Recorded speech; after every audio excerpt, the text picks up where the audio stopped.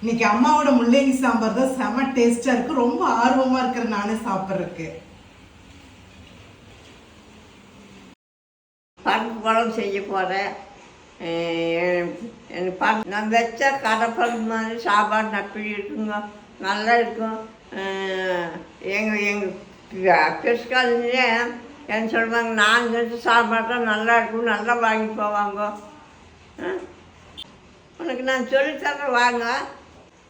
துவரம் பருப்பு 1/4 கிலோ போட்டுக்கலாமா? இல்லை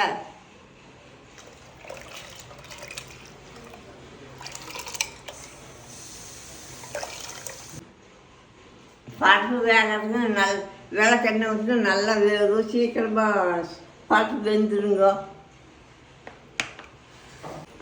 தக்காளி பழம் 4 போடுறேன். பருப்பில் மஞ்சத்தூள் போடுறேன். 3 விசில் விட்டால் பருப்பு வெந்துடுங்க. அப்புறம் எடுத்து காயெல்லாம் வதக்கி பருப்பு தண்ணி ஊற்றி புளி ஊற்றி அப்புறம் இறக்கிடுவாங்க. சரி, முதல்ல எண்ணெய் ஊற்றி முள்ளங்கி வதக்கணும். வதக்கின பிறகு சரி கடுகு போட்டுக்கலாம். போட்டேன் முள்ளங்கி அரைச்சி வச்சுருக்கேன், புள்ள போடலாம்.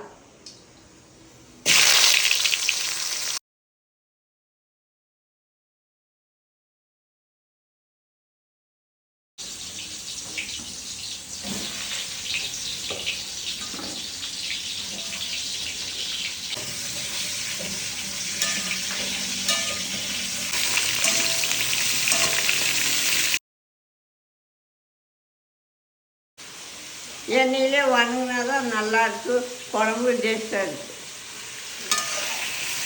சரி, வெங்காயமும் கருவேப்பிலை போட்டுக்கலாம்.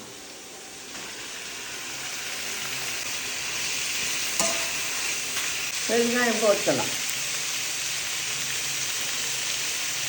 புளி கரைச்சி வைக்கணும்.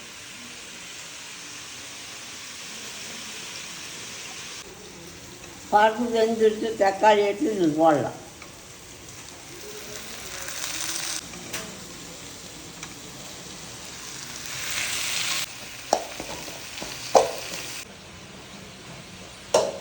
பருப்பு எடுத்து இதில் ஊற்றணும்.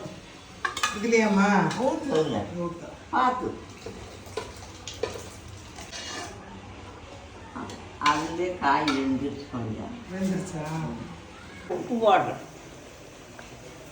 புளி ஊற்றணும், கொஞ்சம் புளியெல்லாம் ஊற்றணும்.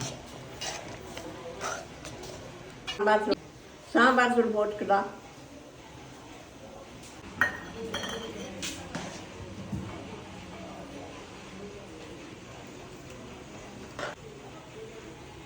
இது கொதிச்ச பிறகு காய் வெந்த பிறகு புளி ஊற்றணும். ஊற்றின பிறகு இறக்கிடணும். நல்லா சுண்டின பிறகு கட்டியான பிறகு எடுத்துடணும்.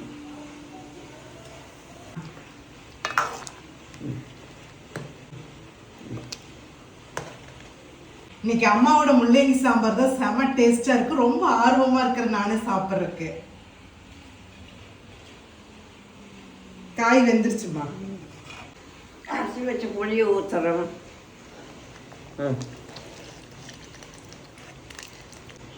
கொத்தமல்லி தழை போட்டு ஆஃப் பண்ணிடணும்.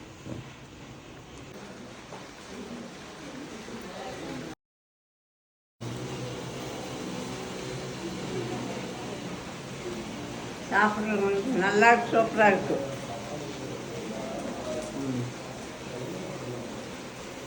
ஹோட்டல் கால் மாதிரியே இருக்குங்க சாம்பார்.